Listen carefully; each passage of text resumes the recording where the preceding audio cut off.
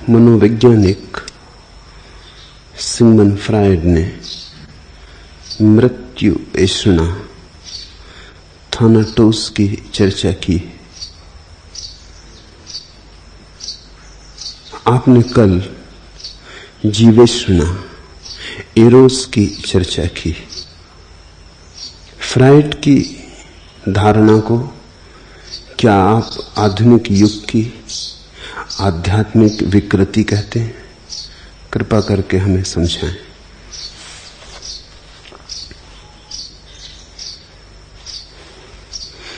जीवन द्वंद्व है और जो भी यहां है उससे विपरीत भी जरूर होगा, पता हो ना पता हो। जहां प्रेम है वहां घृणा है और जहां प्रकाश है वहां अंधकार है और जहां परमात्मा है वहां पदार्थ है। तो जीवेषणा के भीतर भी छिपी हुई मृत्यु ऐषणा होनी ही चाहिए। आधुनिक युग की विकृति नहीं है फ्रायड का वक्तव्य। फ्रायड ने एक बहुत गहरी खोज की। जीवेषणा की चर्चा तो सदा से होती रही। फ्रायड ने जो थोड़ा सा अनुदान किया है जगत की प्रतिभा को, उस अनुदान में मृत्यु ऐषणा की धारणा भी है। आदमी जीना चाहता है, यह तो सच है, लेकिन ऐसी घड़ियां भी होती हैं जब आदमी मरना चाहता है, यह भी उतना ही सच है। थोड़ा सोचो, जवान हो तुम तो जीना चाहते हो, फिर एक दिन वृद्ध हुए, शिथिल हुए गात, अंग थके, जीवन में जो जानने योग्य था जान लिया, करने योग्य था कर लिया, भोगने योग्य था भोग लिया, अब सब विरस हुआ। अब किसी बात में कोई रस नहीं आता। अब सब पुनरुक्ति मालूम होती है, ऊब पैदा होती। तो क्या तुम मरना ना चाहोगे? क्या अंतरतम में एक गहरी आवाज ना उठने लगे कि कब बहुत हुआ, अब पर्दा गिरे, अब नाटक समाप्त हो? जिसे पूरब के मनुष्यों ने वैराग्य कहा है, वो मृत्यु ऐषणा की ही छाया है। जिसे बुद्ध ने निर्वाण कहा है, वो मृत्यु ऐषणा की ही आत्यंतिक परिकल्पना है। क्या है निर्वाण? हम कहते हैं इस देश में आवागमन से छुटकारा। क्या हुआ इसका अर्थ? इसका अर्थ हुआ बहुत हो चुका जीवन, अब हम लौट के नहीं आना चाहते। बहुत हो चुका, एक सीमा है, अब हम थक गए हैं और हम परम विश्राम चाहते हैं। इसको ही फ्रायड मृत्यु ऐषणा कहता है। शब्द से ही मत घबरा जाना। जीवेषणा है राग, मृत्यु ऐषणा है विराग। जीवेषणा तुम्हें बांधे रखती है माया से, मृत्यु ऐषणा मुक्त करेगी। खुद फ्रायड को भी ठीक ठीक साफ नहीं है कि उसने जो खोज लिया है उसका पूरा पूरा अर्थ क्या होगा। मृत्यु ऐषणा की खोज उसने अपने जीवन के अंतिम चरण में की। शायद स्वयं भी मृत्यु ऐषणा से भर गया होगा तब की। स्वयं भी परेशान हो गया, क्योंकि जीवन भर तो लस्ट, लिबिडो, जीवेषणा, वासना, इसका ही अनुसंधान किया। और जीवन के अंतिम घड़ियों में मृत्यु ऐषणा का भी पता चला। वो बड़ा हैरान हुआ, क्योंकि वो तार्किक व्यक्ति था। उसे बड़ी बेचैनी हुई कि ये तो सारे जीवन में मैंने जो खोजा था उसका विरोध हो जाएगा। मैंने तो सदा यही कहा था कि आदमी जीने के पागलपन से जी रहा है और काम वासना मनुष्य जीवन का एकमात्र आधार है, इरोज। अब आज अचानक जीवन के अंतिम पहर में ये भी भीतर पता चल रहा कि मरने की भी आकांक्षा है। फिर इरोस का क्या हुआ, जीवेशना का क्या हुआ? फ्रायड कोई लाओत्सु का अनुयायी तो नहीं था, अरस्तु का अनुयायी था। विपरीत को मानने में उसे बड़ी अड़चन थी। वैज्ञानिक बुद्धि का व्यक्ति था, चाहता था एक से ही सब सुलझा लूं, एक ही धारणा से सब सुलझा लूं, दूसरी कोई धारणा बीच में न लानी पड़े। और ये तो दूसरी धारणा थी, न केवल दूसरी, सारे जीवन की खोज का विरोध थी, एंटीथीसिस थी, उसका प्रतिवाद थी। मगर आदमी ईमानदार था, उसने छिपाया ना। थोड़ा कम ईमान का आदमी होता तो दूसरी बात को उठाता नहीं। जीवन के अंतिम क्षण में कौन अपने जीवन के किए को लीपता पोतता है? 40 वर्षों के अथक श्रम से जिसे सिद्ध किया था, उसके विपरीत एक धारणा को अंत में डाल जाना, सारे विचार को अस्त व्यस्त करना होगा। थोड़ा कम ईमान का आदमी होता, थोड़ा कम प्रमाणिक होता, टाल जाता बात। मजबूरी कहां थी, कहता ना किसी से, चुपचाप बैठा रहता। नहीं, लेकिन आदमी ईमानदार था, उसने फिक्र ना की। उसने जाना कि अगर मेरा पूरा जीवन का दृष्टिकोण भी गिरता हो, अगर मेरे वक्तव्य में विरोधाभास भी आता हो तो आए, लेकिन जो मैंने जाना है, जो मैंने देखा है, उसे कहूंगा। बड़े झिझकते मन से उसने मृत्यु ऐसा का सिद्धांत प्रतिपादित किया। और मेरे देखे उसका जीवन भर की खोज अधूरी रह जाती अगर ये दूसरी बात उसे पता न चलती। जब तुम जीवेशना में बहुत गहरे खोज करोगे तो वहीं तुम छिपा हुआ पाओगे विरोध भी। इसलिए तो कहते हैं कि जैसे ही जन्म हुआ वैसे ही मृत्यु भी होनी शुरू हो गई। जीवन में ही छुपा है मृत्यु का स्वर, बने नहीं मिटना शुरू हो गया।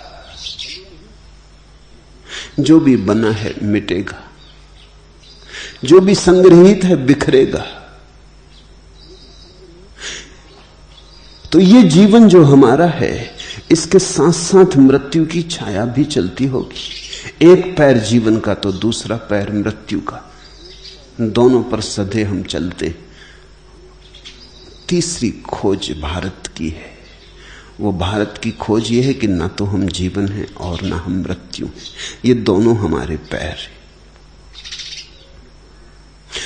द्वंद्व इसलिए मालूम होता है अगर हम तीसरे को न देख पाए। अगर तीसरा दिखाई पड़ जाए, सिंथेसिस। ऐसा समझो, इरोज की धारणा, जीवेशना की धारणा है थीसिस, एक वाद, एक सिद्धांत। फिर थानाटोस मृत्यु ऐसा की धारणा है प्रतिवाद, एंटीथीसिस। अगर दो ही रहे तो विवाद ही होगा, हल होना मुश्किल हो जाएगा। फ्रायड अगर थोड़े दिन और जीता, नहीं जिया, किसी अगले जन्म में कहीं और खोजबीन करते, सिंथेसिस, संवाद भी घटित होगा। वो समन्वय की अंतिम दशा भी घटित होगी जब वो साक्षी को भी पकड़ लेगा। वो ठीक रास्ते पर था, मंजिल अभी अधूरी थी, मगर रास्ता गलत ना था। अभी मंजिल आई ना थी, यात्रा अधूरी थी, लेकिन मार्ग ठीक था, दिशा ठीक थी। जीवन से मृत्यु पर पहुंचा था। अब एक ही उपाय बचा था कि जीवन और मृत्यु दोनों का अतिक्रमण कर जाता। उसी को अष्टावक्र ने साक्षी भाव कहा है। न तुम जीवन हो न तुम मृत्यु, जीवन और मृत्यु दोनों ही खेल हैं जो तुम चुनते हो, और एक को चुना तो दूसरा भी अनिवार्यता चुनना होता है। जिसने जीवन को चुना उसे मृत्यु भी चुननी होगी, जिसने प्रेम को चुना उसे घृणा भी चुननी होगी, जिसने सम्मान चुना उसे अपमान भी स्वीकार कर लेना होगा, जिसने मुस्कुराहट चुनी वो आंसुओं से बच ना सकेगा। वे साथ साथ हैं, देर अबेर हो सकती लेकिन द्वंद्व साथ साथ है। जब तक तुम चुनोगे तब तक विपरीत भी अपने आप चुन लिया जाएगा। तुम चाहो ना चाहो, तुम्हारी चाह अचाह का सवाल नहीं।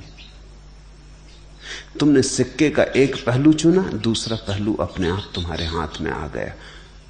तुम देखो वर्षों बाद इससे क्या फर्क पड़ता है, लेकिन आ गया। चुनो मत, दोनों के साक्षी बनो, तो तुम दोनों के पार हो गए। आवागमन से मुक्ति, जीवन मृत्यु से मुक्ति, जन्म मरण से मुक्ति घट सकती। तीसरे तत्व की खोज करनी होगी। वो तीसरा ही महिमा आत्यंतिक रूप से महिमावान है। उस तीसरे का ही महत्व है। पूछते हो तुम, क्या ये आध्यात्मिक विकृति है आधुनिक युग की? मृत्यु ऐष्णा की खोज नहीं, ये आधुनिक भाषा में विराग की खोज है, वैराग्य की खोज है। ये नया शब्द है। विरागी का अर्थ क्या होता है? विरागी का इतना ही अर्थ होता है, वो कहता है अब मैं विदा होना चाहता। विरागी का इतना ही होता है, राग रंग टूट गया, वीणा के तार उखड़ गए, अब मैं विदा होना चाहता हूं। विरागी यही कहता है कि अब यहां घर बनाने योग्य कोई जगह नहीं मालूम होती, मुझे जाने दो। ये मरने की ही आकांक्षा है। फ्रायड भी ठीक से नहीं समझा। उसने अपनी इस खोज के संदर्भ में ऐसा सोचा कि बुद्ध मृत्यु ऐष्णा से भरे हुए। एक अर्थ में ठीक, क्योंकि जीवेष्णा अब नहीं है, अब जीने की कोई आकांक्षा नहीं, वो तृष्णा, वो तन्हा गई, अब कोई वासना जीने की नहीं है।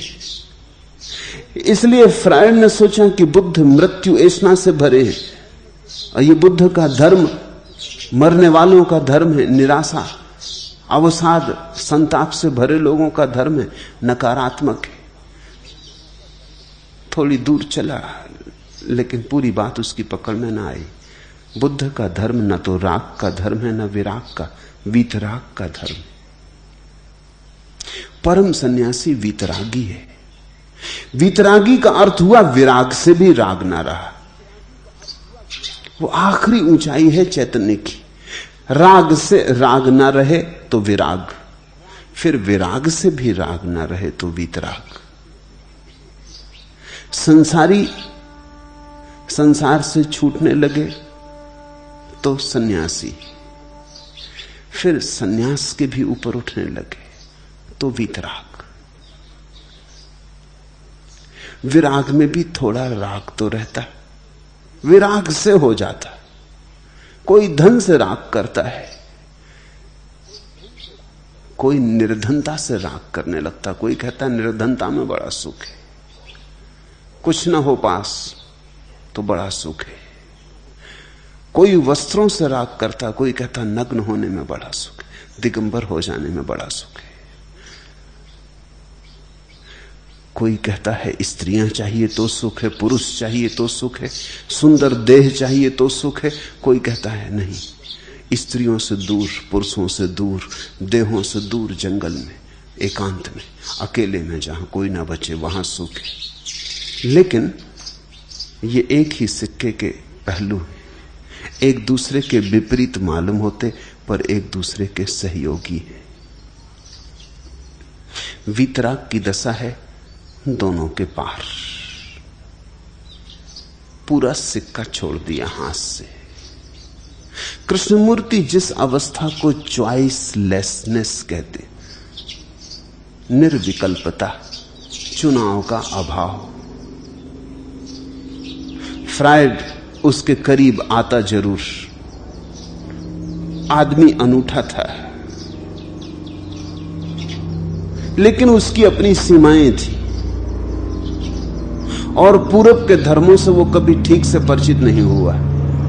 उसके मन को ईसाईयत और यहूदी धर्मों ने बड़े विरोध से भर दिया था। ईसाईयत और यहूदी धर्म की कोई बड़ी ऊंची अभिव्यक्तियां नहीं है, बड़ी साधारण अभिव्यक्तियां हैं।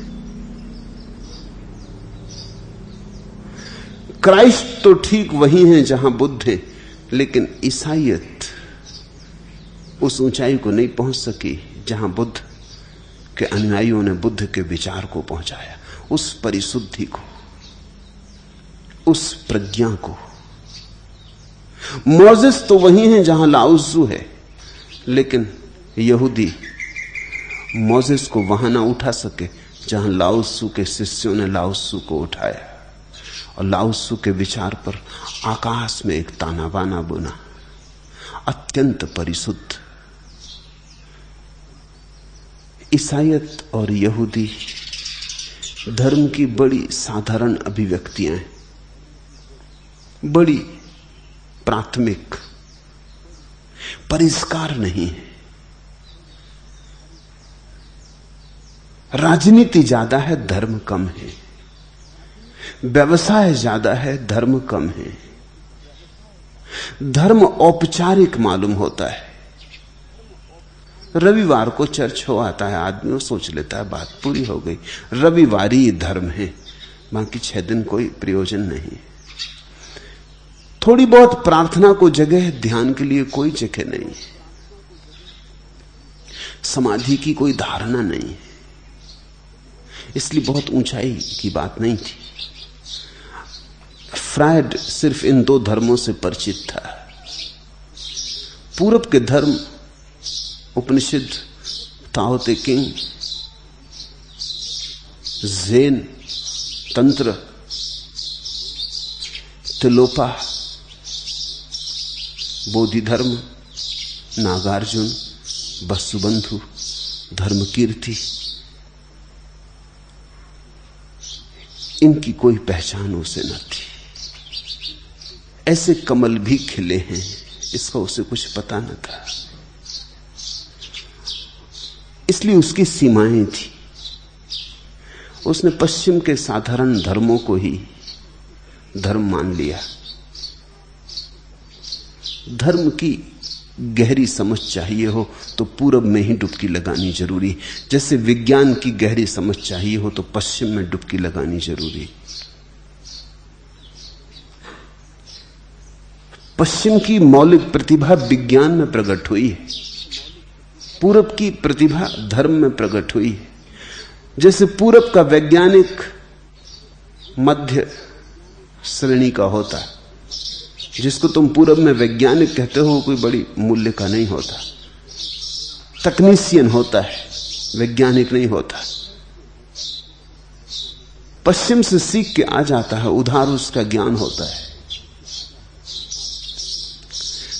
पूरब के पास विज्ञान की सीधी सीधी प्रतिभा नहीं मालूम होती, क्योंकि विज्ञान की प्रतिभा के लिए तर्क चाहिए और विज्ञान की प्रतिभा के लिए गणित चाहिए, और पूरब की प्रतिभा काव्यात्मक है, रहस्यात्मक है, संगीत में प्रकट हुई है, ध्यान में प्रकट हुई है। तो अगर किसी को भी धर्म का ठीक परिचय करना हो तो पूरब से ही परिचित होना होगा। विज्ञान पढ़ना हो तो ऑक्सफोर्ड जाओ, कैम्ब्रिज जाओ, हार्वर्ड जाओ, लेकिन अगर धर्म पढ़ना हो तो भटको कहीं पूरब के गली कूचों में, भटको पूरब की घाटियों, वादियों, पहाड़ों में। विज्ञान को समझना हो तो पश्चिम की धारा ने विज्ञान को ठीक ठीक उसके निष्कर्ष पे पहुंचा दिया है, तर्क को उसकी आत्यंतिक निष्पत्ति दे दी। अगर अतर्क हृदय की अंतरतम की बात सुननी हो तो पूरब के सन्नाटे में सुनो, उसकी गुनगुनाहट, उसका नाद पूरब में। फ्रायड की सीमा थी, वो पूरब से परिचित न था। वही सीमा मार्क्स की भी थी, वो भी पूरब से परिचित न था। दोनों ने धर्म विरोधी वक्तव्य दिए। उनके धर्म विरोधी वक्तव्यों का बहुत मूल्य नहीं है, क्योंकि वो अपरिचित लोगों के वक्तव्य हैं, वो परिचित लोगों के वक्तव्य नहीं है। उन्होंने कुछ जान के नहीं कहा है, ऊपर ऊपर से जो सत्य ही परिचय हो जाता है उसके आधार पर कुछ कह दिया है। उन्होंने गहरी डुबकी न ली। वो पूरब के गहराई में उतर के मोती ना लाए। बुद्ध से उनका मिलन नहीं हुआ, लाओत्से से साक्षात्कार नहीं हुआ, कृष्ण की बांसुरी उन्होंने नहीं सुनी। ये सीमाएं थी। अन्यथा शायद फ्रायड उस सिंथेसिस को, उस परम समन्वय को भी उपलब्ध हो जाता जो वीतरागता का है। पर जो बात उसने मृत्यु एषणा के संबंध में कही वो सच है। हम तो उसे जानते रहे, हमने उसे मृत्यु एषणा कभी नहीं कहा था, ये बात भी सच है। हमने उसे कहा था वैराग्य भाव। मगर क्या अर्थ होता है वैराग्य भाव का? अगर राग का अर्थ होता है और जीने की इच्छा, तो वैराग्य का अर्थ होता है अब और न जीने की इच्छा। बहुत हुआ, पर्याप्त हो गया, हम भर गए, अब हम विदा होना चाहते नहीं। आधुनिक मन की कोई विकृति नहीं। आधुनिक वैज्ञानिक पद्धति के द्वारा पुराने वैराग्य को नया नाम दिया गया है, शुभ है। मेरे लेखे फ्रायड की मृत्यु एषणा का गहन अध्ययन होना चाहिए। वो उपेक्षित है, उसका बहुत अध्ययन नहीं किया गया। जैसे हम मृत्यु की उपेक्षा करते हैं, वैसे ही हमने मृत्यु एषणा के सिद्धांत की भी उपेक्षा की। तो फ्रायड के लिबिडो, काम वासना का तो खूब अध्ययन हुआ है, बड़ी किताबें लिखी जाती, लेकिन मृत्यु एषणा का बहुत कम अध्ययन हुआ है। बड़ी मूल्यवान खोज है वो, और जीवन के अंतिम परिपक्व दिनों में उसने दी है, इसलिए मूल्य और भी गहन हो जाता है। इतना ही स्मरण रखो कि जीवन में सब चीजें द्वंद्व हैं। द्वंद्व से चलता है जीवन। जिस दिन तुम द्वंद्व से जाग गए, जीवन रुक जाता है। जिस दिन तुम द्वंद्व से जागे, निर्द्वंद हुए, तब तुम भी कहोगे जनक जैसे आश्चर्य कि मैं इतनी बार जन्मा और कभी नहीं जन्मा, और इतनी बार मरा और कभी नहीं मरा। आश्चर्य, मुझको मेरा नमस्कार।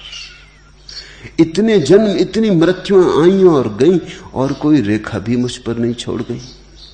इतने पुण्य, इतने पाप, इतने व्यवसाय, इतने व्यापार आए और गए, और सपनों की तरह चले गए, पीछे पद चिन्ह भी नहीं छोड़ गए। आश्चर्य मेरी इस आत्यंतिक शुद्धता को, आश्चर्य मेरी इस कुंवारेपन का। धन्य भाग मेरा, मुझको नमस्कार।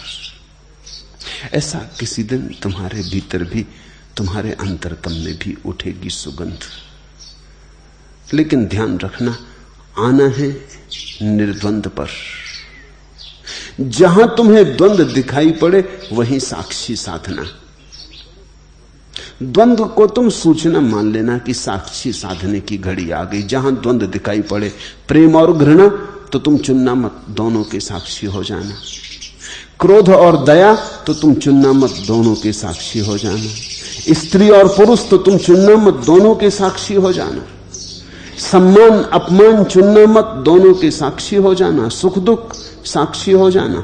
जहां तुम्हें द्वंद्व दिखाई पड़े, वहीं साक्षी हो जाना। अगर ये एक स्वर्ण सूत्र तुमने पाल लिया,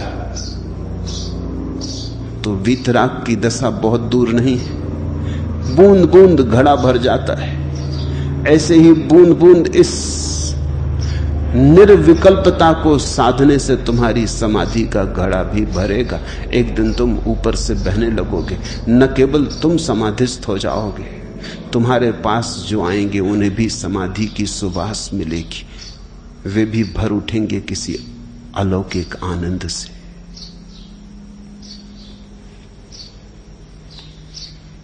दूसरा प्रश्न,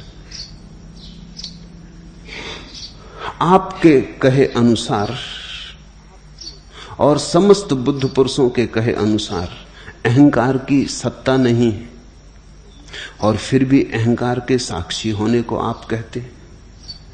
कृपा करके इस अबूझ पहेली को हमें समझाएं। न तो अबूझ है, न पहेली है, सीधी सी बात है। तुम अंधेरे को देख पाते हो या नहीं? और अंधेरे की कोई सत्ता नहीं। अंधेरा मात्र अभाव है। फिर भी अंधेरे को तुम देख पाते हो या नहीं? देख तो पाते हो। तुम्हारे देखने से ही अंधेरे की सत्ता थोड़ी सिद्ध होती। जब तुम अंधेरा देखते हो तो तुम वस्तुतः यही देखते हो कि प्रकाश नहीं है, और क्या देखते हो? जब तुम अंधेरा देखते हो तो तुम अंधेरा थोड़ी देखते हो, प्रकाश का अभाव देखते हो। अंधेरा तो है ही नहीं। काटो तो काट नहीं सकते, बांधो तो बांध नहीं सकते, धकाओ तो धका नहीं सकते, जलाओ तो जला नहीं सकते, मिटाओ तो मिटा नहीं सकते। अंधेरा हो कैसे सकता है? कुछ तो कर सकते। जब कोई चीज होती है तो उसके साथ हम कुछ कर सकते। होने का प्रमाण क्या है? उसके साथ कुछ किया जा सकता है। न होने का प्रमाण क्या? उसके साथ कुछ भी नहीं किया जा सकता। अंधेरा भरा है तुम्हारे कमरे में, ले आओ तलवारें, काटो, धक्के दो, बुला लो पहलवानों को, मार काट मचाओ, तुम ही थक के गिरोगे, तुम ही को चोटें लग जाएंगी। अंधेरा अपनी जगह रहेगा। अंधेरे का तुम कुछ भी नहीं कर सकते, क्योंकि अंधेरा अभाव है। हां, रोशनी के साथ तुम बहुत कुछ कर सकते हो। दिया जलता हो, बुझा दो फूंक के, गई रोशनी। बुझा दिया हो, जला दो, हो गई रोशनी। इस कमरे में ना हो, दूसरे कमरे से ले आओ। अपने घर में ना हो, पड़ोसी से मांग लो। प्रकाश के साथ तुम हजार काम कर सकते हो। ख्याल किया? अंधेरे के साथ कुछ करना हो तो भी प्रकाश के साथ कुछ करना पड़ता है। अंधेरे को हटाना है, जलाओ प्रकाश को, लेकिन जलाते प्रकाश को। अंधेरे को लाना है, बुझाओ प्रकाश को, लेकिन बुझाते प्रकाश को। जो है उसके साथ कुछ किया जा सकता, लेकिन फिर भी अंधेरा दिखाई तो पड़ता है। ऐसा ही अहंकार है, उसकी कोई सत्ता नहीं, वो आत्मा का अभाव है। तुम्हें अपना पता नहीं, इसलिए अहंकार मालूम होता है। जिस दिन तुम्हें अपना पता चल जाएगा, उसी दिन अहंकार मालूम ना होगा। आत्म भाव में कोई अहंकार नहीं रह जाता। और चूंकि तुम अपने को भुला बैठे, विस्मरण हो गया, तुम्हें याद न रही कि तुम कौन हो, तो बिना कुछ प्रतिमा के बनाए काम नहीं चल सकता। तो एक कल्पित प्रतिमा बना ली है अहंकार की कि मैं ये हूं। मेरे पिता का नाम, घर का नाम, मेरा पता ठिकाना, कितनी डिग्रियां, कितने प्रमाण पत्र, लोग क्या कहते मेरे बाबत। तुमने एक फाइल बना ली। इससे तुम किसी तरह इस जिंदगी में अपने संबंध में कुछ भान पैदा कर लेते हो, एक रूप बना लेते हो जिसके सहारे काम चल जाता है। अन्यथा बड़ी मुश्किल हो जाएगी। कोई तुमसे पूछे कि तुम कौन हो, और अगर तुम सच्चा उत्तर देना चाहो तो तुम खड़े रह जाओगे। वो आदमी फिर पूछे कि भाई बोलते नहीं, तुम कौन हो, और तुम कंधे बिचकाओ। यही सच्चा होगा उत्तर, क्योंकि पता तो तुमको भी नहीं कि तुम कौन हो। तो वो आदमी तुम्हें पागल समझेगा। कहां से आ रहे हो तुम कोई उत्तर नहीं दे सकते नहीं, क्योंकि तुम्हें पता नहीं कहां से आ रहे हो। कहां जा रहे हो कुछ पता नहीं, तो तुम पागल ही समझे जाओगे। बड़ी मुश्किल हो जाएगी अगर सभी लोग इस तरह करने लगे। अगर सभी लोग छोड़ दें झूठी मान्यताएं अपने संबंध में, तो बड़ी कठिनाई खड़ी हो जाएगी। झूठी मान्यताएं इस झूठे समाज में उपयोगी है। इस झूठे माया के लोक में झूठी मान्यताएं उपयोगी, उनसे काम चल जाता है।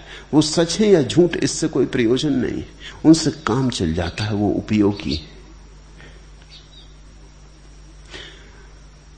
इसीलिए तो लोग जब स्वयं की खोज पे निकलते हैं तो बड़ी घबराहट पकड़ती, क्योंकि ये सब झूठी मान्यताएं हटानी होती। जिनको सदा सदा से माना कि मेरा ये नाम है, मेरा ये पता ठिकाना, मेरा ये देह, मैं देह, मेरा ये मन, मेरे ये विचार, मेरा ये धर्म, मेरा ये देश, सब खोने लगते।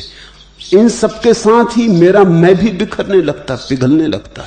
तिरोहित होने लगता है। एक घड़ी आती है कि तुम शून्य सन्नाटे में रह जाते हो, जहां तुम्हें पता ही नहीं होता कि तुम कौन हो। उस घड़ी को जीने का नाम तपश्चर्या है। वो घड़ी बड़ी तप की, जब तुम्हें बिल्कुल पता नहीं रहता कि मैं कौन।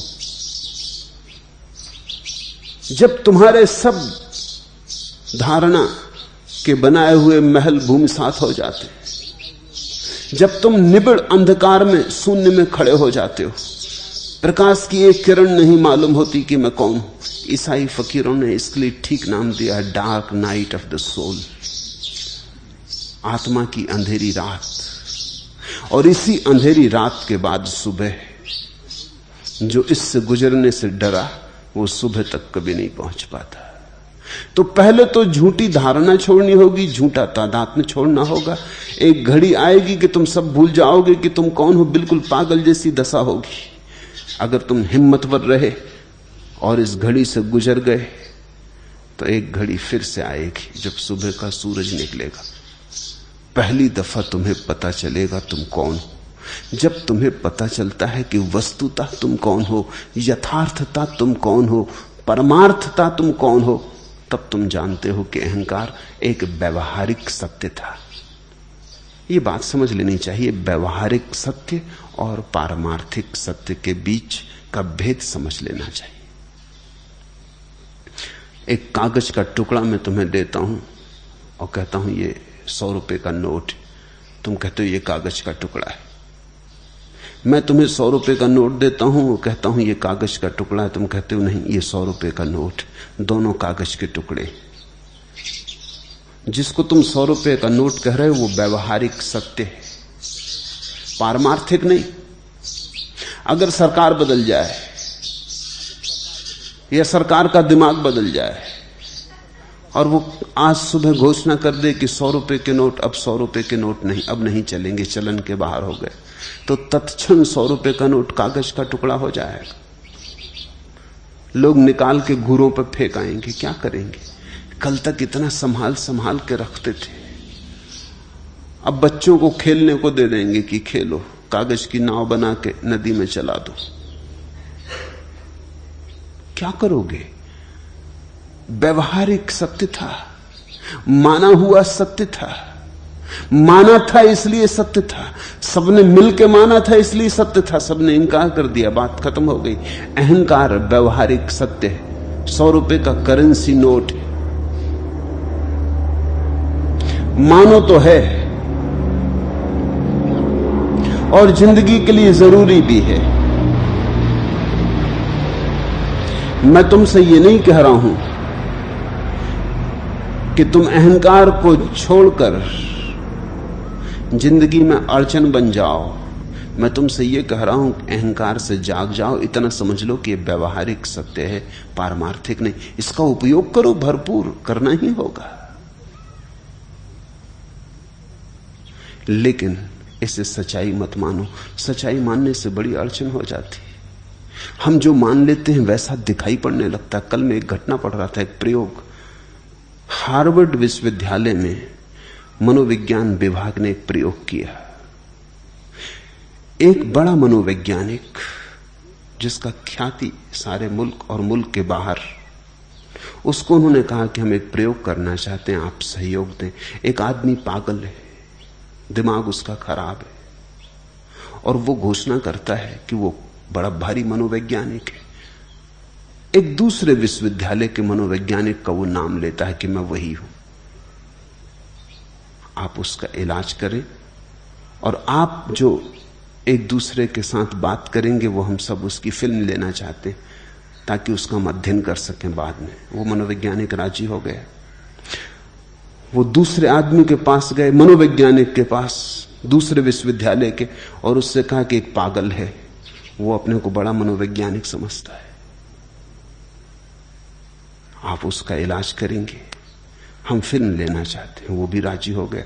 ये दोनों बड़े मनोवैज्ञानिक, इन दोनों को वो एक कमरे में लाए, पर दोनों एक दूसरे को मान रहे हैं कि दूसरा पागल है और गलती से, भ्रांति से घोषणा कर रहा है कि मैं बड़ा मनोवैज्ञानिक। उन्होंने पूछा आप कौन? दोनों ने उत्तर दिया, दोनों ने वही उत्तर दिया जो सही था, उनके लिए सही था।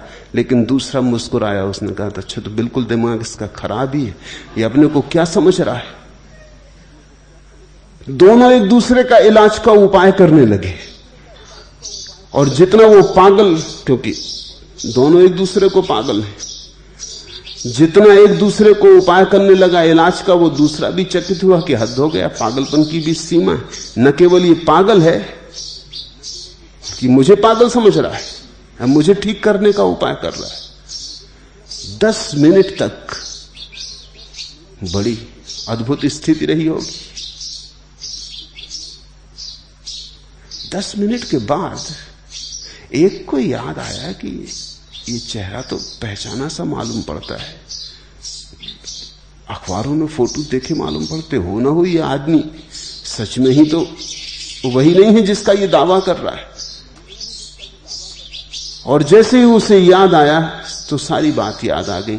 उसने उस आदमी की किताबें भी पढ़ी, वो जो बोल रहा है उसमें उसके शब्द भी उसके पहचान में आने लगे। तब वो चौंका, तब वो समझा जाल क्या है। ये एक प्रयोग था जिसमें मान्यता के आधार पर हम जो मान लेते हैं वही सत्य प्रतीत होने लगता है।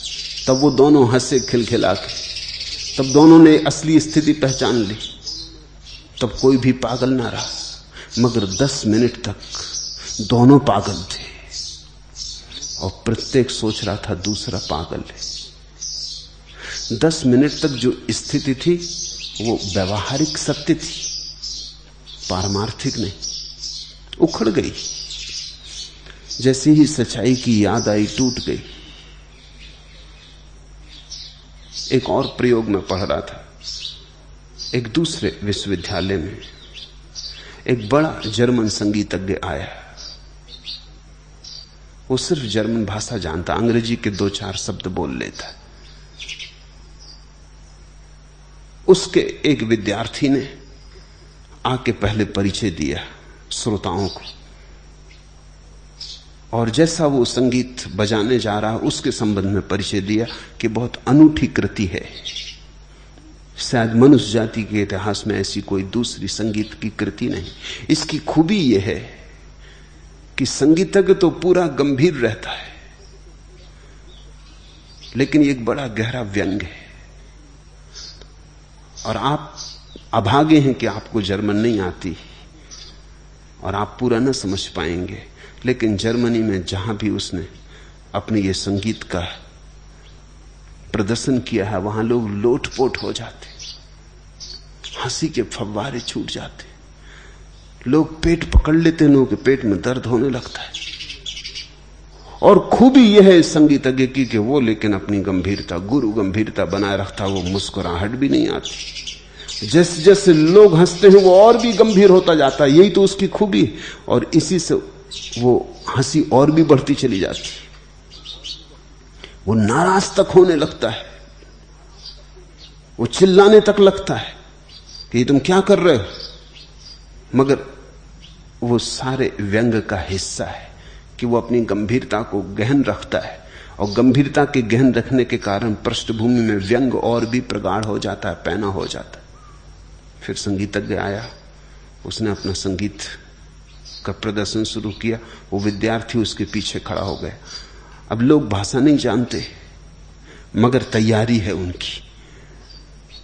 कोई धीरे से खिलखिलाया, कोई हंसा, फिर हंसी फैलने लगी। फिर सब लोगों ने नजर उस विद्यार्थी पर रखी जो पीछे खड़ा है।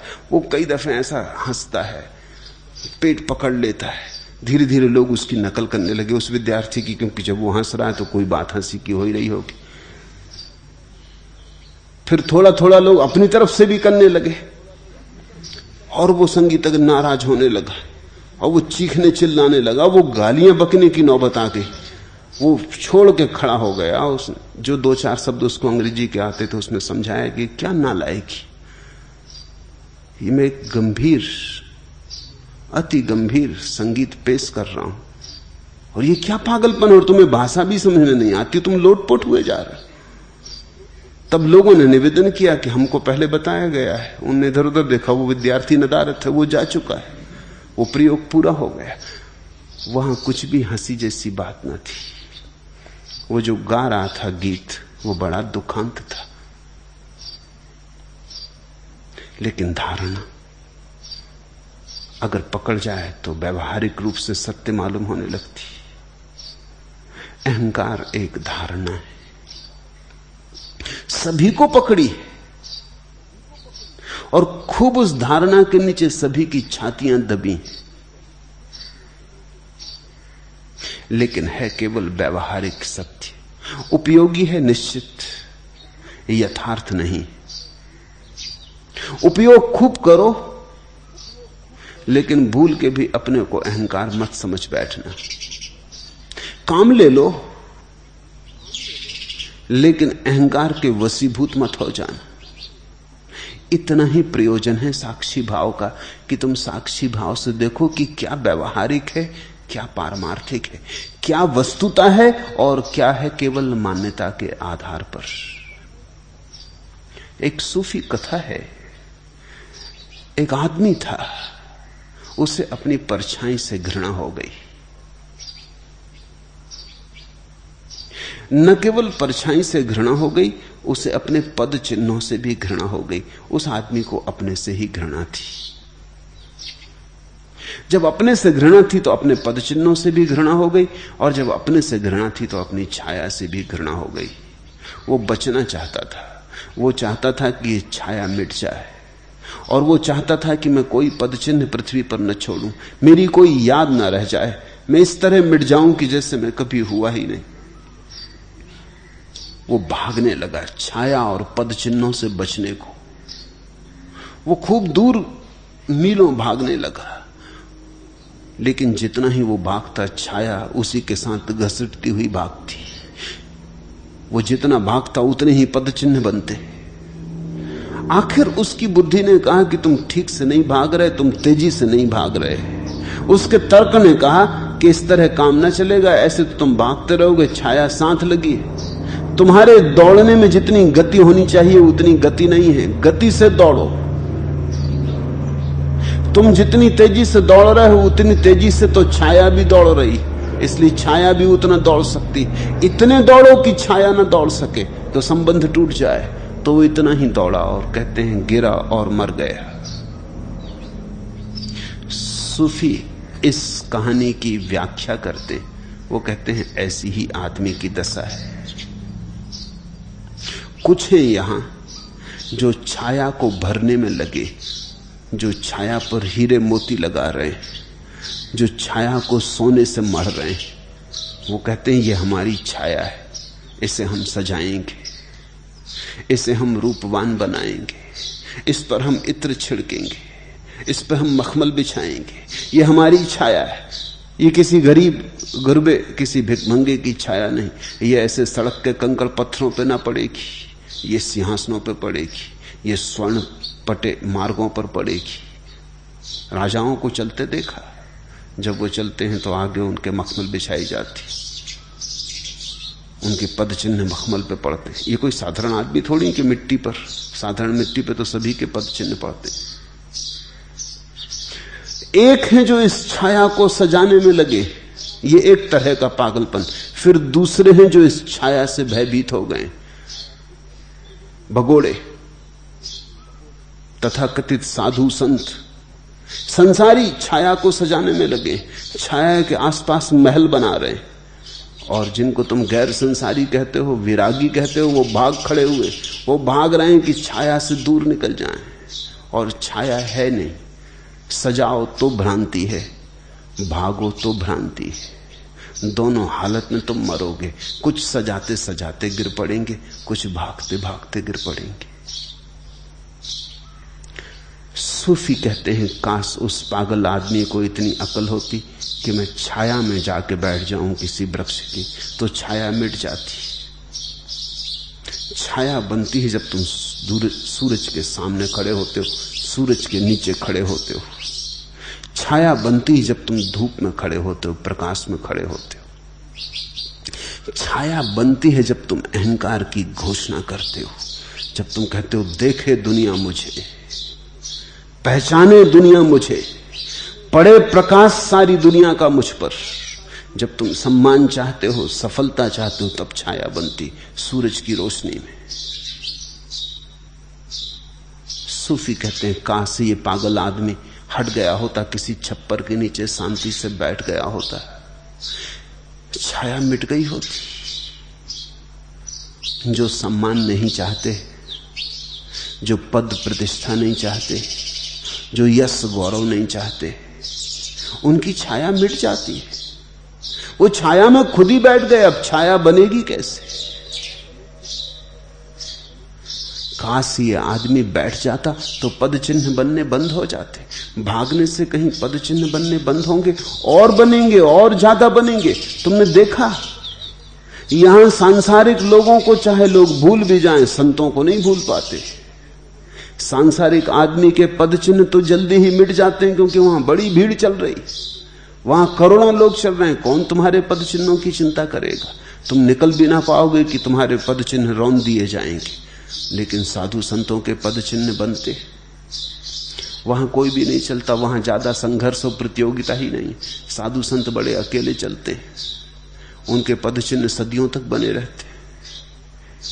काश वो आदमी सिर्फ बैठ जाता विश्राम में, जिसको अष्टावक्र ने कहा काश उसने अपनी चेतना में विश्राम कर लिया होता, तो न पद चिन्ह बनते,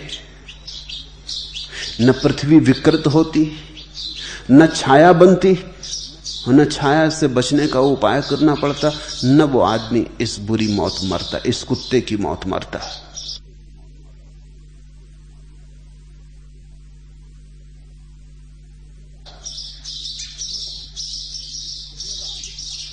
अहंकार कुछ है नहीं जिससे छूटना है, सिर्फ जाग के देखना है कि कुछ भी नहीं है, छाया मात्र है। तुम व्यर्थ ही भागे जा रहे, व्यर्थ ही परेशान हो रहे हो। बैठ जाओ, कुछ भी नहीं है। एक व्यवहारिक उपयोगिता है, उपयोग कर लो। बोलोगे तो कहना पड़ेगा मैं भी बोलता हूं तो कहता हूं मैं, बुद्ध भी बोलते हैं तो कहते हैं मैं, कृष्ण भी बोलते हैं तो कहते हैं मैं। लेकिन वहां मैं जैसा कोई भी नहीं। वो जानते हैं कि मैं सिर्फ एक भाषागत उपयोगिता है, एक व्यवहारगत उपयोगिता है।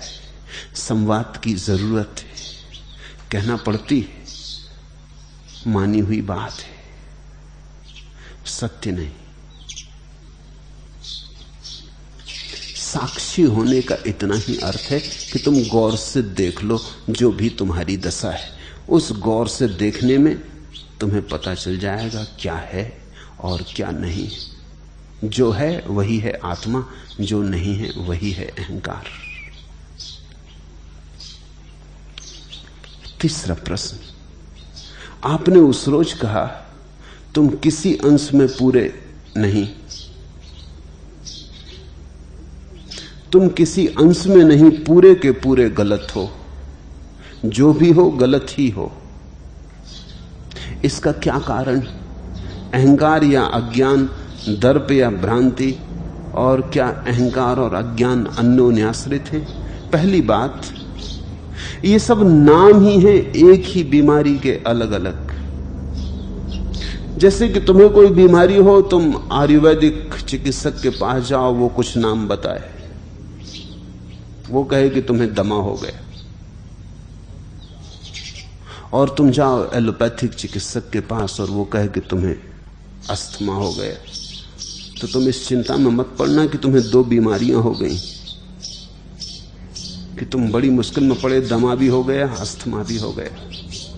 फिर तुम जाओ किसी और यूनानी हकीम के पास और किसी होम्योपैथ के पास, और वो अलग अलग नाम देंगे, क्योंकि वो अलग अलग भाषाएं हैं, उनकी अलग पारिभाषिक शब्द हैं। आदमी की बीमारी तो एक है, कहो अज्ञान, कहो अहंकार, कहो माया, कहो भ्रांति, कहो बेहोशी, मूर्छा, प्रमाद, पाप, विस्मरण, जो तुम कहना चाहो। बीमारी एक है, नाम हजार है। तो पहली बात तो ये स्मरण रखना कि तुम्हारी बीमारियां बहुत नहीं। इससे भी मन हल्का हो जाएगा कि एक ही बीमारी, और तुम्हें हजारों बीमारियों का इलाज भी नहीं करना। नहीं तो बीमारी इलाज मार डालेंगे।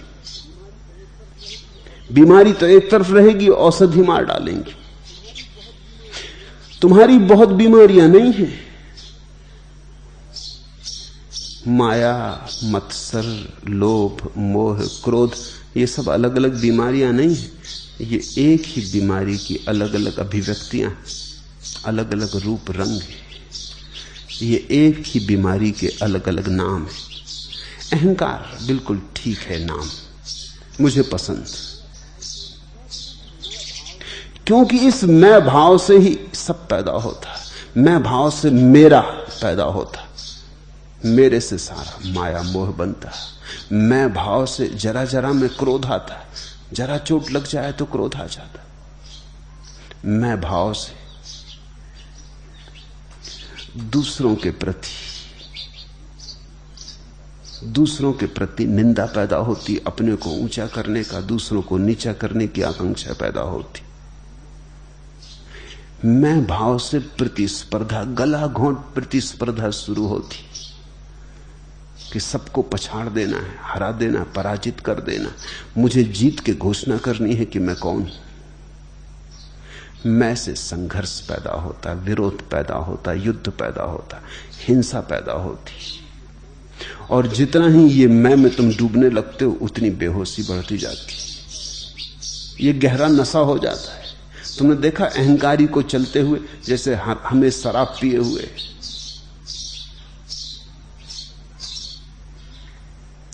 उसको हमने अहंकार का मद इसलिए तो कहा है, उसके पैर जमीन पे ही नहीं पड़ते और वो तत्क्षण उलझने को तैयार है। वो खोज ही रहा है कि कोई मिल जाए जिसके सामने वो अपने अहंकार को टकरा ले, क्योंकि अहंकार का पता ही टकराहट में चलता है। जैसी टकराहट उतना ही अहंकार का पता चलता है। बड़ी टकराहट तो बड़ा पता चलता है, छोटी मोटी टकराहट तो छोटा मोटा पता चलता है। तो अहंकार शत्रु की तलाश करता है। एक ही नाम काफी है, अहंकार। दूसरी बात, मैंने निश्चित कहा कि तुम किसी अंश में नहीं, पूरे के पूरे गलत हो। यह अहंकार की एक बड़ी बुनियादी व्यवस्था है कि अहंकार तुमसे कहता है कि तुम गलत हो, माना, लेकिन अंश में गलत हो। अंश में तो सभी गलत होते। थोड़ी गलती किसमें नहीं, थोड़ी गलती ही सुधार लेंगे। इससे तुम्हारे जीवन में एक तरह का सुधारवाद चलता है, क्रांति नहीं हो पाती। अहंकार कहता है ये गलत है, इसको सुधार लो। यहां पलस्तर उखड़ गया है, पलस्तर कर दो। यहां जमीन में गड्ढा हो गया है, पाट दो। यहां की दीवार गिरने लगी है, संभाल दो। यहां खंबा लगा दो, यहां नए कपड़े बिछा दो। अहंकार कहता है मकान तो बिल्कुल ठीक है, जरा जरा कहीं गड़बड़ होती है, उसको ठीक करते जाओ, एक दिन सब ठीक हो जाएगा। तो कभी ठीक ना होगा। ये अहंकार के बचाव की बुनियादी तरकीब है कि वो कहता है थोड़ी सी गलती है, बाकी तो सब ठीक है। मैं तुमसे कहना चाहता हूं, जब तक अहंकार है तब तक सभी गलत है। ऐसा थोड़ी होता है कि कमरे के एक कोने में प्रकाश है और पूरे कमरे में अंधकार है। ऐसा थोड़ी होता है कि कमरे के जरा से हिस्से में अंधकार है और बाकी में प्रकाश है। प्रकाश होता है तो पूरे कमरे में हो जाता है, प्रकाश नहीं होता तो पूरे कमरे में नहीं होता। साक्षी जब जागता है तो सर्वांश में जागता है। ऐसा नहीं कि थोड़ा थोड़ा जग गए, थोड़े थोड़े सोए। जब तुम्हारा ध्यान फलता है तो समग्र रूपेण फलता है। इस अहंकार की तरकीब से बचना, नहीं तो तुम एक सुधारवादी, एक रिफॉर्मिस्ट हो जाओगे और तुम्हारे जीवन में वो महाक्रांति न हो पाएगी जो महाक्रांति इस महागीता में जनक के जीवन में हुई। वो क्षण में हो गई, क्योंकि जनक ने देख लिया कि मैं पूरा का पूरा गलत था। इसे मैं फिर दोहराऊं कि या तो तुम पूरे गलत होते हो या तुम पूरे सही होते हो, दोनों के बीच में कोई पड़ाव नहीं। अहंकार को यह बात माननी बहुत कठिन है कि मैं पूरा का पूरा गलत हूं। अहंकार कहता होऊंगा गलत, लेकिन कुछ तो सही होऊंगा। जिंदगी पूरी की पूरी गलत मेरी। मगर यहीं से क्रांति की शुरुआत होती। एक बड़ी प्राचीन कथा है कि एक ब्राह्मण सदा लोगों को समझाता, कि जो कुछ करता है परमात्मा करता है। हम तो साक्षी हैं, करता नहीं। परमात्मा ने उसकी परीक्षा लेनी चाहिए। वो गाय बन के उसकी बगिया में घुस गया और उसके सब वृक्ष उखाड़ डाले और फूल चर डाले और घास खराब कर दी और उसकी सारी बगिया उजाड़ डाली। जब वो ब्राह्मण अपनी पूजा पाठ से उठ के बाहर आया, पूजा पाठ में वो यही कह रहा था कि तू ही है करता, हम तो कुछ भी नहीं, हम तो दृष्टा मात्र। बाहर आया तो दृष्टा वगैरह सब भूल गया। वो बगिया उजाड़ डाली थी, वो उसने बड़ी मेहनत से बनाई थी, उसका उसे बड़ा गौरव था। सम्राट भी उसके बगीचे को देखने आता था, उसके फूलों का कोई मुकाबला न था, सब प्रतियोगिताओं में जीतते थे। भूल ही गया सब पूजा पाठ, सब साक्षी इत्यादि। उसने उठाया एक डंडा और पीटना शुरू किया गाय को। उसने इतना पीटा कि वो गाय मर गई। तब वो थोड़ा घबराया कि ये मैंने क्या कर दिया, गौ हत्या ब्राह्मण कर दे। अब ब्राह्मणों की जो संहिता है मनुस्मृति, वो कहती ये तो महापाप है, इससे बड़ा तो कोई पाप ही नहीं, गौ हत्या। वो कपने लगा, लेकिन तभी उसके ज्ञान ने उसे सहारा दिया। उसने कहा रे ना समझ, सदा तू कहता रहा कि हम तो साक्षी, ये भी परमात्मा ने ही किया, करता तो वही है, ये कोई हमने थोड़ी किया। वो फिर संभल गया। गांव के लोग आ गए, वो कहने लगे महाराज, ब्राह्मण महाराज ये क्या कर डाला। उसने कहा मैं करने वाला कौन, करने वाला तो परमात्मा है, उसी ने जो चाहा वो हुआ। गाय को मरना होगा, उसे मारना होगा, मैं तो निमित्त मात्र हूं। बात तो बड़े ज्ञान की थी। ज्ञान की ओट में छिप गया अहंकार, ज्ञान की ओट में छिपा लिया उसने अपने सारे पाप को। कोई इसका खंडन भी ना कर सका। लोगों ने कहा ब्राह्मण देवता पहले ही से समझाते रहे कि सब साक्षी, तब ये भी बात ठीक ही है, वो क्या कर सकते। परमात्मा दूसरे दिन फिर आया, तब वो एक भिखारी ब्राह्मण की तरह आया। उसने आके कहा कि अरे बड़ा सुंदर बगीचा है तुम्हारा, बड़े सुंदर फूल खिले, ये किसने लगाया। वो ब्राह्मण ने कहा किसने लगाया, अरे मैंने लगाया। वो उसे दिखाने लगा परमात्मा को, ले जा के जो वृक्ष उसने लगाए थे, संवारे थे, जो बड़े सुंदर थे। और बार बार परमात्मा उसने पूछने लगा ब्राह्मण देवता आपने ही लगाए, सच कहते हैं। वो बार बार कहने लगा हाँ मैंने ही लगाया। और कौन लगाने वाला है, अरे और कौन है लगाने वाला, मैं हूं लगाने वाला, ये मेरा बगीचा है। विदा जब होने लगा वो ब्राह्मण, छिपा हुआ परमात्मा, तो उसने कहा ब्राह्मण देवता एक बात कहनी है, मीठा मीठा गप, कड़वा कड़वा थू। उसने कहा मतलब। ब्राह्मण ने पूछा तुम्हारा मतलब, मीठा मीठा गप, कड़वा कड़वा थू। उसने कहा तुम सोच लेना, गाय मारी तो परमात्मा ने, तुम साक्षी थे, और वृक्ष लगाए तुमने, परमात्मा साक्षी। अहंकार बड़ी तरकीबें करता है, मीठा मीठा गप, कड़वा कड़वा थू, और वही उसके बचाव के उपाय। क्रांति तो तब घटित होती जब तुम जानते हो कि सर्वांश में मैं गलत था, समग्र रूपेण में गलत था, मेरा अब तक का होना ही गलत था, उसमें प्रकाश की कोई किरण न थी, वो सब अंधकार था। ऐसे बोध के साथ ही क्रांति घटित होती और तत्क्षण प्रकाश हो जाता है।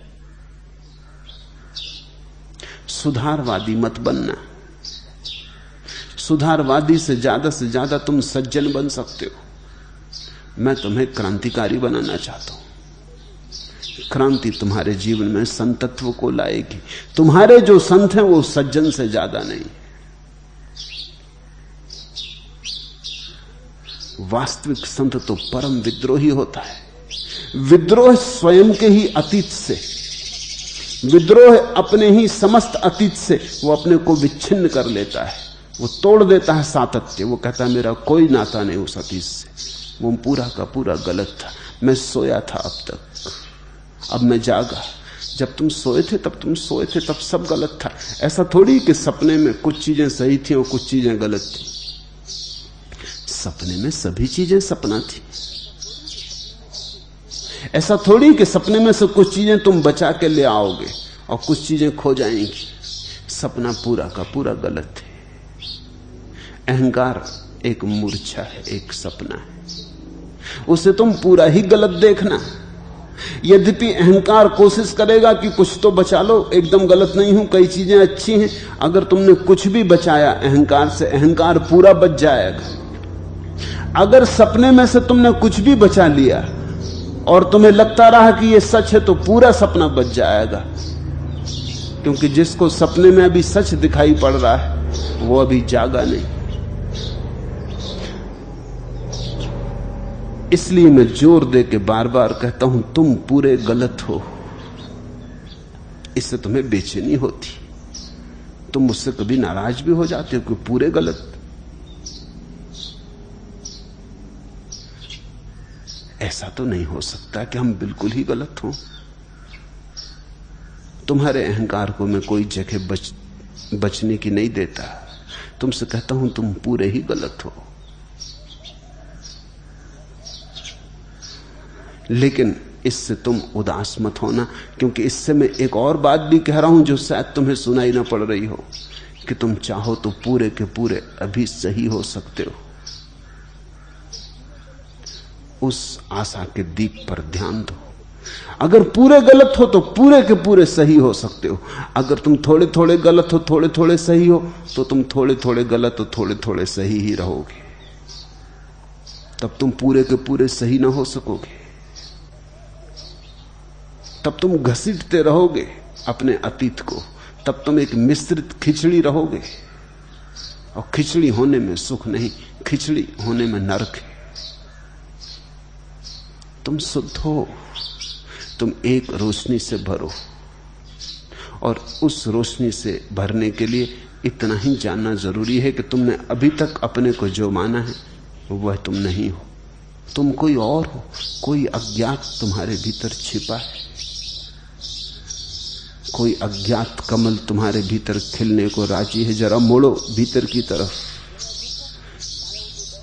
जरा रुको, किसी छाया में बैठो, धूप में मत भागो। विश्राम, और उसी विश्राम में ध्यान और समाधि।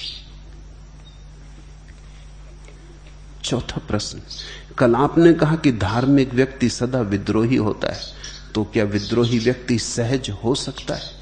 मैंने निश्चित कहा कि धार्मिक व्यक्ति सदा विद्रोही होता है, लेकिन मैंने ये नहीं कहा कि सभी विद्रोही व्यक्ति धार्मिक होते।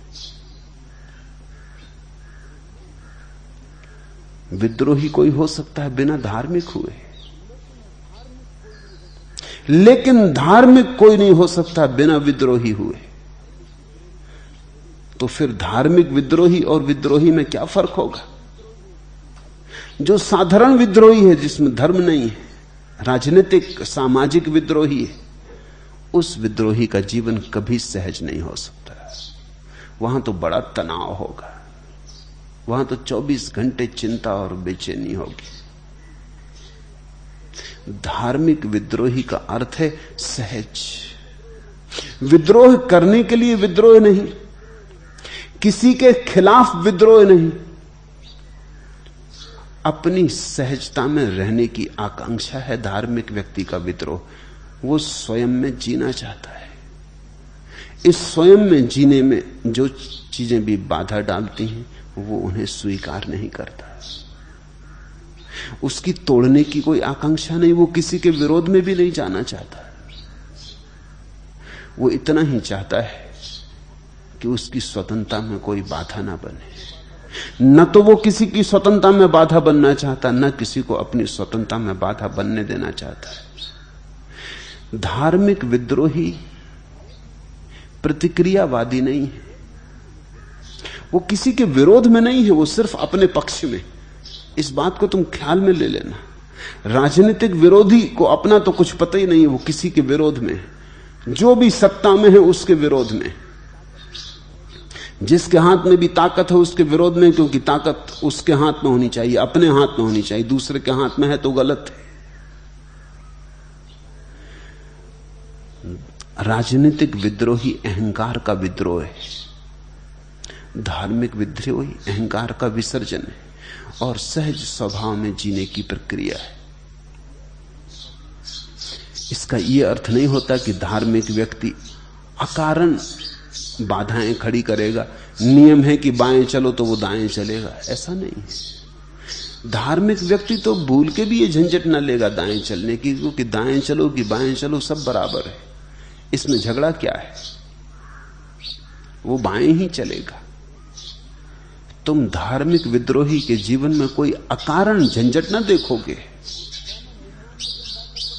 वो 100 में 99 मौकों पर समाज के साथ ही होगा। समाज के साथ किसी भय के कारण नहीं होगा, ये समझ के होगा कि कुछ चीजें तो औपचारिक हैं, इनमें अर्थ ही क्या है, इनमें झगड़ा क्या करना। लेकिन एक मुद्दे पर जहां भी आत्मा बेचने का सवाल होगा, वो सब कुछ दांव पे लगा देगा। बाएं दाएं चलने में उसे कोई अड़चन नहीं, नियम पालन करने में उसे कोई अड़चन नहीं। लेकिन जहां नियम आत्मघाती होने लगेगा, वहां वो बगावत करेगा, वहां वो राजी नहीं होगा, वहां वो मर जाना पसंद करेगा, ऐसे जीने के मुकाबले जहां आत्मा खो देनी पड़ती हो। धार्मिक व्यक्ति में बड़ी सहजता होगी। तनाव तो पैदा होता है जब हम किसी से संघर्ष करते हैं। धार्मिक व्यक्ति का किसी से कोई संघर्ष नहीं।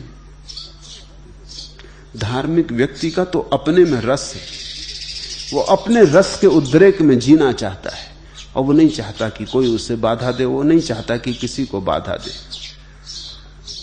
वो चुपचाप अपने में डूबना चाहता है। बस इस बात में अगर कोई अड़चन डाली जाए तो वो इंकार करेगा, तो वो सूली चढ़ने को राजी रहेगा। लेकिन तुम चकित होगे जान के कि तुम्हारी अंतरात्मा में बाधा कोई देता नहीं। लोगों को अंतरात्मा का पता ही नहीं, बाधा देने का सवाल ही कहां। लोग तो ऊपर ऊपर की बातों में चलते। मैं तुम्हें एक घटना कहूं, रामकृष्ण के बचपन की घटना है। रामकृष्ण बचपन से ही भक्त थे, भजन करते करते बेहोश हो जाते थे। गदाधर उनका नाम था। मां बाप थोड़े चिंतित हुए, जैसे कि सभी मां बाप चिंतित हो जाते कि लड़का कुछ सामान्य नहीं मालूम होता। कोई कहता कि मिर्गी आती, कोई कहता कि मूर्छा आती, कोई कहता कि इसको समाधि लग जाती। अलग अलग लोग, अलग अलग व्याख्याएं थी।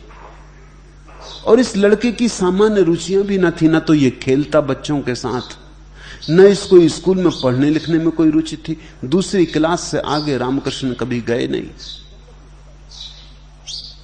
जंगल में चला जाता, नदी पोखर के पास बैठ जाता।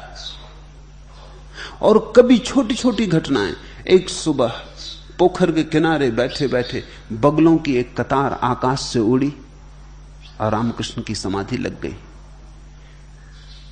काली घटाओं में उड़ते हुए सफेद बगलों की पंक्ति पर्याप्त थी। किसी और लोग की याद आ गई। रामकृष्ण का हंस उड़ चला, चले मानसरोवर, छूट गई देह जैसे यही, उड़ चले आकाश में। घंटों बेहोश रहे। मां बाप को लोग सलाह देने लगे इसकी शादी कर दो। लोग एक ही उपाय जानते, जरा कुछ गड़बड़ दिखाई पड़े शादी कर दो। सब रोगों की एक दवा, झंझट में डाल दो। तो लोगों ने कहा जरा झंझट में डालो। ये कोई झंझट में नहीं, ना स्कूल जाता है, ना कोई काम धाम करता, गीत भजन साधु सत्संग अभी से बिगाड़ रहे हो, अभी बांध दो पैर में झंझट। पर उन्होंने कहा ये करेगा शादी, क्योंकि ये दिखता नहीं शादी करने वाला जैसा। तो रामकृष्ण से डरते डरते पिता ने पूछा कि बेटा तू शादी करेगा? रामकृष्ण ने कहा जरूर करेंगे। पिता भी थोड़े चौंके कि ये क्या मामला है। उनको भी थोड़ा धक्का लगा सोचते तो यही थे कि ये इंकार करेगा, इंकार करता तो भी धक्का लगता, तो शायद समझाने बुझाने की कोशिश करते, लेकिन इसने इंकार की बात ही नहीं उठाई। इसने कहा करेंगे, किससे करनी है। जल्दी ही इंतजाम किया गया, एक लड़की खोजी गई, रामकृष्ण उसको देखने गए दूल्हा बन के, सच संवर के बड़े प्रसन्न थे। मां ने 11 रुपए खीसे में रख दिए थे, उनको बार बार गिन लेते थे फिर रख लेते थे। छोटी उम्र थी, शायद 11 साल से ज्यादा नहीं थी। फिर गए तो भोजन परोसने लड़की आई, उसकी उम्र 7 साल से ज्यादा की नहीं थी, शारदा की उस समय। जब वो भोजन परोसने आई तो 11 रुपए निकाल कर उसके पैर में रख के उन्होंने उसके पैर छू लिए। अब और एक मुसीबत हो गई। बाप ने कहा ना समझ ये क्या करता है, पहली तो ना समझी कि शादी करने को तैयार हो गया, अब ये क्या किया। उसने कहा कि मुझे तो बिल्कुल मां का स्वरूप मालूम पड़ता, ये मेरी मां है। शादी तो करेंगे मगर ये है मेरी मां। शादी भी हुई और शारदा मां ही रही। ये सहजता है, इसमें कहीं कोई बगावत नहीं। शादी से इंकार भी ना किया, शादी भी कर ली, पिता को भी प्रसन्न कर दिया, मां को भी प्रसन्न कर दिया। कहा बंधन डालते हो तो बंधन डाल दो। फिर बंधन को चरण छू के नमस्कार करके मां भी बना लिया। ऐसी कारागृह को ही मंदिर बना लिया। ऐसे बंधन ही मुक्ति हो गई। धार्मिक व्यक्ति अकारण उपद्रव में नहीं पड़ेगा, कोई कारण नहीं है। राजनीतिक व्यक्ति विक्षिप्त है। राजनीति एक तरह की न्यूरोसिस है, एक तरह का उन्माद है। तो राजनीतिक व्यक्ति तो झगड़े की तलाश में, जब झगड़ा नहीं होता तब वो बड़ा बेचैन होता है कि आप क्या करें।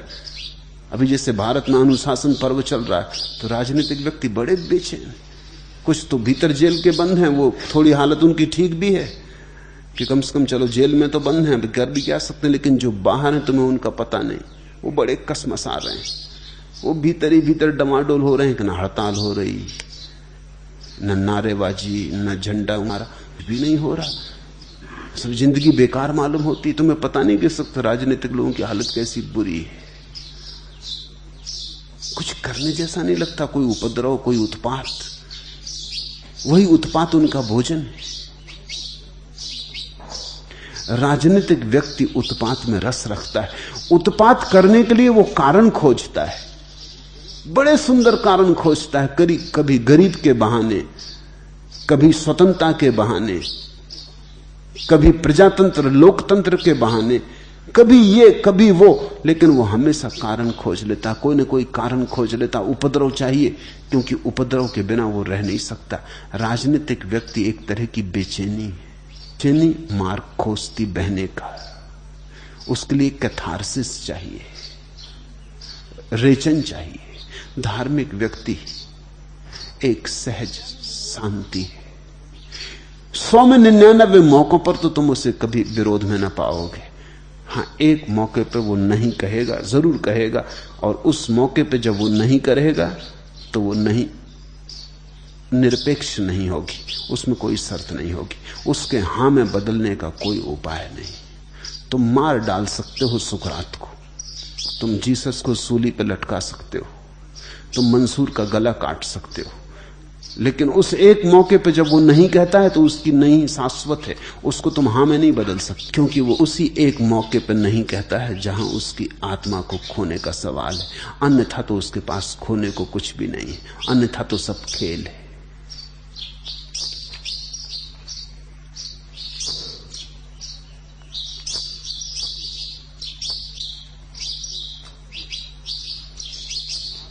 पांचवा प्रश्न, आप तो सतत प्रभु प्रसाद लुटा रहे हैं, प्रभु कृपा की वर्षा हो रही, परंतु हम चूकते ही चले जाते हैं, पात्रता कैसे संभव होगी। मुल्ला नसरुद्दीन से कोई पूछता था कि आपकी सफलता का रहस्य क्या है। मुल्ला नसरुद्दीन ने उत्तर दिया, लेकिन सफल निर्णय किए कैसे जाते हैं वो आदमी पूछा। अनुभवों के आधार पर मुल्ला ने कहा। और अनुभव किस प्रकार प्राप्त होते हैं उस आदमी ने फिर पूछा। मुल्ला ने कुछ सोचा और फिर कहा, गलत निर्णयों पर काम करके।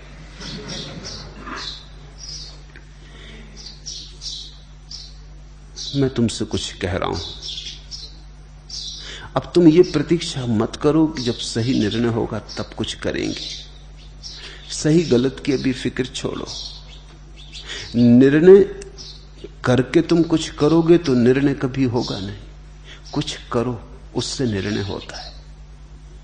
तुम मुझे सुनते ही मत रहो, उसे जीवन में उतारो। मैं सागर उंडेल दूं तुम में तो किसी काम का नहीं।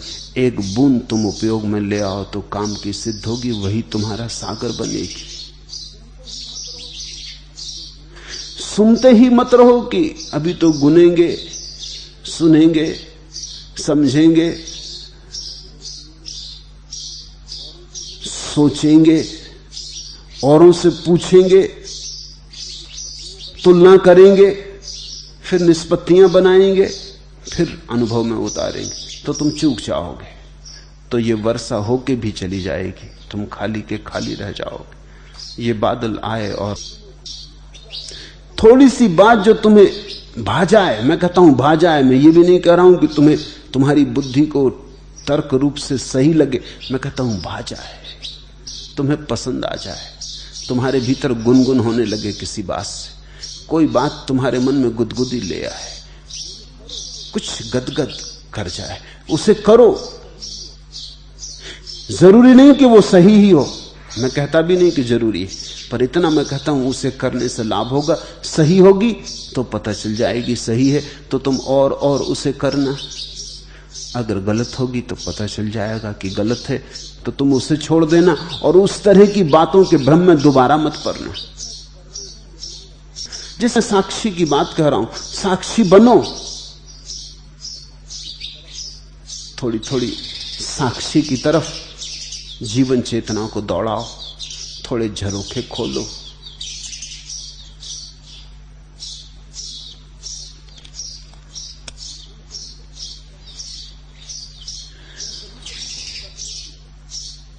तुम कभी कभी कुछ करते भी हो, ऐसा भी नहीं कि तुम नहीं करते, मगर तुम जो करते हो वहां भी भूल कर जाते हो। वो भूल ऐसी है, अगर तुम क्रोध से भरे हो और मुझे सुनने आते हो तो तुम सुनते वक्त यही तरकीब लगाए रखते हो कि कोई ऐसी कुंजी मिल जाए जिससे क्रोध अलग। मेरी बातें एक दृष्टि से कि शांति का कोई सूत्र मिल जाए शायद, तो बाकी सब सूत्र जो मैं लुटा रहा हूं वो खो जाते, और उन्हीं सबको तुम समझते तो शांति का सूत्र भी समझ में आता। और तुम, मैं जो कह रहा हूं, अगर अपने संदर्भ में उसको पकड़ोगे तो उसका अर्थ विकृत हो जाएगा, तो क्रोधी क्रोध का दमन करने लगेगा। मैं तो कह रहा हूं साक्षी बनो, लेकिन तुम साक्षी के नाम पर दमन करने लगोगे, क्योंकि तुम्हारी मूल इच्छा साक्षी बनने की है ही नहीं। तुम्हारी मूल इच्छा तो इतनी ही थी कि क्रोध से छुटकारा हो जाए। ऐसा हुआ, एक आदमी ने मुझे आके कहा कि कल रात सर्कस में बहुत भगदड़ मच गई, एक शेर पिंजरे से निकल भागा। फिर क्या हुआ, मैंने पूछा। उसने कहा प्रत्येक व्यक्ति भाग खड़ा हुआ, लेकिन एक संत पुरुष वहां मौजूद थे। वो बड़े हौसले में रहे, वो जरा भी ना डरे, जरा भी भयभीत ना हुए। मैंने पूछा उन्होंने क्या किया, तो उसने कहा कि वो संत पुरुष तत्क्षण शेर के खाली पिंजड़े में जा कूदे और अंदर से दरवाजा बंद करके बैठ गए। अब तुम भागो, उल्टी नहीं। वस्तुतः तो संत पुरुष ही ज्यादा कुशल आदमी, क्योंकि एक बात पक्की कि सिंह और कहीं जाए पिंजड़े में वापस आने वाला नहीं, अपने से तो आने वाला नहीं। सब जगह खतरा है, सिर्फ पिंजड़े में खतरा नहीं। मैं तुम्हें ऐसे संत पुरुष नहीं बनाना चाहता हूं। लोग संसार से भाग के पिंजड़ों में बंद हो जाते। मंदिर, मस्जिद, गुरुद्वारे पिंजड़े, वहां सिंचों में बैठ जाते। वहां कोई सिंह इत्यादि नहीं आते। लेकिन वो भी बचाव है, जीवन क्रांति नहीं, पलायन है। मुझे ऐसा सुनो कि जैसे कोई कभी पक्षियों के गीतों को सुनता है, या वृक्षों में हवा के झोंकों को सुनता है, या पानी की मरमर को सुनता है, या वर्षा में गरजते मेघों को सुनता है। तुम मुझे ऐसे सुनो कि तुम उसमें अपना हिसाब मत रखो, तुम आनंद के लिए सुनो, तुम रस से डूबो। तुम यहां दुकानदार की तरह मत आओ, तुम यहां बैठे बैठे भीतर गणित मत बिठाओ कि क्या इसमें से चुन लें और क्या करें और क्या ना करें। तुम सिर्फ मुझे आनंद भाव से सुनो।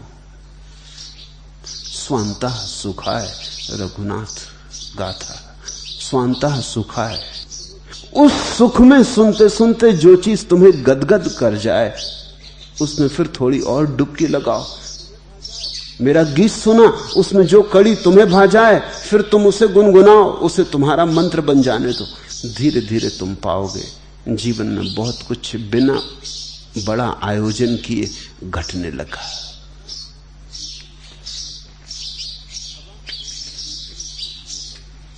हवा कहीं से उठी बही, ऊपर ही ऊपर चली गई, पथ सोया ही रहा। किनारे के छुप चौंके नहीं, न कांपी डाल न पत्ती कोई दर की, अंग लगी हवा कहीं से उठी बही, ऊपर ही ऊपर चली गई। वन खंडी में सधे खड़े पर अपनी ऊंचाई में खोए से चीड़ जागकर सिहर उठे सनसना गए। एक स्वर नाम वही अनजाना, साथ हवा के गा गए। मैंने उठकर खोल दिया वातायन और दोबारा चौंका। वह सन्नाटा नहीं, झरोके के बाहर ईश्वर गाता था। हवा कहीं से उठी बही, ऊपर ही ऊपर चली गई, पथ सोया ही रहा। तुम पथ की तरह मत सोए रहना, पत्थर की तरह। ये जो हवा में तुम्हारे आसपास उठा रहा हूं, इसके लिए जरा तुम ऊंचे उठो। अगर तुम नीचे ही पड़े रहे तो ओस की एक बूंद भी तुमसे न ढरकेगी, एक आंसू भी न बहेगा। तुम ऐसे ही अछूते पड़े रह जाओगे। वनखंडी में सधे खड़े पर अपनी ऊंचाई में खोए से चीड़ जागकर सिर उठे सनसना गए। जरा ऊंचे उठो। मैं जहां की खबर लाया हूं वहां की चीड़ जागकर सिर उठे सनसना गए। एक स्वर नाम वही अनजाना, साथ हवा के गा गए। मेरे साथ गुनगुना लो थोड़ा। जिस एक की मैं चर्चा कर रहा हूं उस एक की गुनगुनाहट को तुम में भी गूंज जाने दो। एक स्वर नाम वही अनजाना, साथ हवा के गा गए। और तब तुम्हें पता चलेगा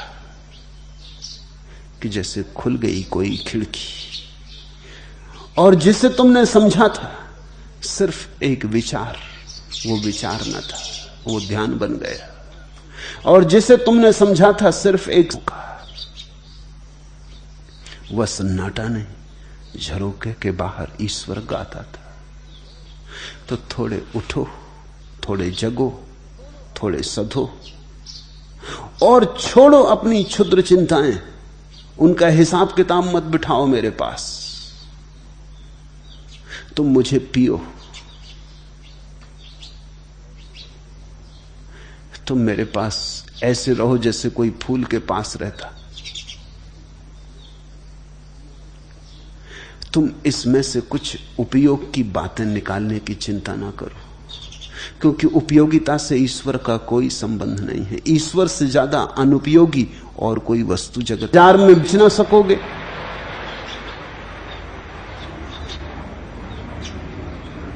क्या उपयोग है ईश्वर का? किसी काम ना आएगा, अर्थहीन, प्रयोजन शून्य।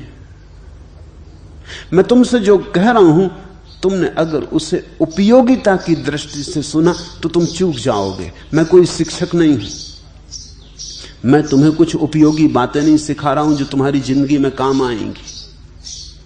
मैं तुम्हें कुछ दर्शन कराना चाहता हूं जिसका कोई उपयोग नहीं है सिवाय इसके कि तुम सच्चिदानंद से भर जाओगे, सिवाय इसके कि तुम आनंद मग्न हो जाओगे, मदमस्त हो जाओगे। भनक भी ना पड़ेगी, या राह के किनारे छोटे छोटे पौधों की तरह तुम रह जा सकते हो।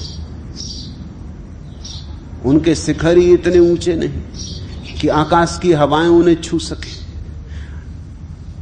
तो एक ओस की बूंद भी ना ढरकेगी, एक आंसू भी ना बहेगा। तुम्हें पता भी ना चलेगा कि हवा आई और चली गई। बुद्ध आए, कितनों को पता चला। थोड़े से चीड़ जैसे उठे वृक्ष, अपने में खोए से, आकाश में खड़े से, उतंग उनके शिखर पर बुद्ध की हवा छुई। कृष्ण आए, किसने सुना?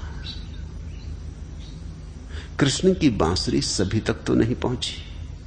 अष्टावक्र ने कहा, जो मुझे निष्प्रयोजन आनंद से सुनेगा, स्वांतः सुखा है तुलसी रघुनाथ गाथा, वही पालेगा। उसके जीवन में धीरे धीरे क्रांति घटनी शुरू हो जाती।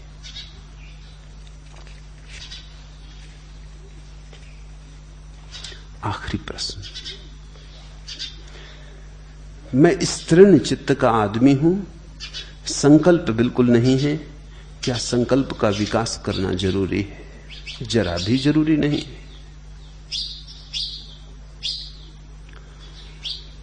समर्पण पर्याप्त है। अपने चित्त को पहचानो, कुछ भी और बदलने की झंझट में पड़ना मत, क्योंकि बदल तुम पाओगे ना।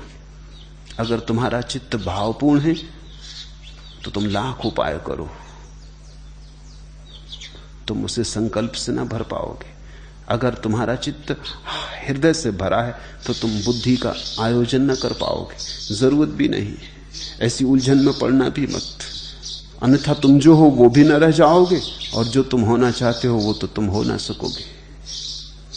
गुलाब का फूल गुलाब की फूल की तरह ही चढ़ेगा प्रभु के चरणों में, कमल का फूल कमल के फूल की तरह चढ़ेगा।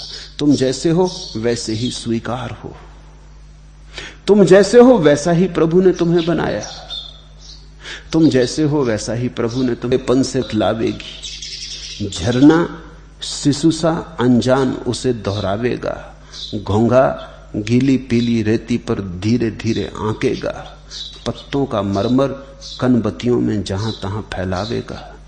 पंछी की तीखी कूक फरहरे मढ़े सल्लेसी आसमान पर टांकेगी, फिर दिन सहसा खुलकर उसको सब पर प्रगटावेगा। तू नहीं कहेगा मैं फिर भी सुन ही लूंगा, मैं गुन ही लूंगा। तू नहीं कहेगा आस्था है, नहीं अनमना होऊंगा, तब मैं सुन लूंगा और दे भी क्या सकता हूं हवाला या प्रमाण अपनी बात का।